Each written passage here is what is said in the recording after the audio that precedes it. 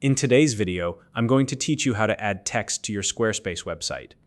Whether you're updating your site with fresh content, tweaking a specific section, or just getting started with building your pages, adding and formatting text is a fundamental skill that helps you communicate your message effectively. By the end of this tutorial, you'll know exactly how to insert, edit, and save text blocks on Squarespace like a pro. If you don't already have a Squarespace account, you can use the link in the description to sign up and get started. To begin, head over to Squarespace and log into your account. If you prefer, you can also use the Continue with Google option for a faster login experience. Just make sure you select the Google account that's linked to your Squarespace site.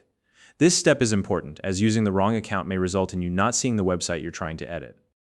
Once you're logged in, you'll find yourself on the dashboard here. You'll see a list of all the websites you manage. Now, if you handle multiple sites, take a moment to click on the one you want to work on.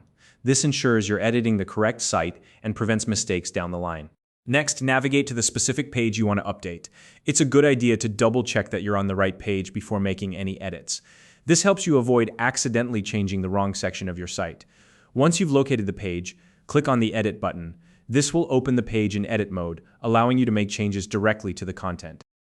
Now that you're in edit mode, look for the Add Block button and click on it. This step is essential because content on Squarespace is built using blocks, and this is how you'll add new elements to your page. A menu will pop up with a variety of content block options. From this menu, select the text option. This will add a dedicated text block to your page, giving you a space to write and format your content.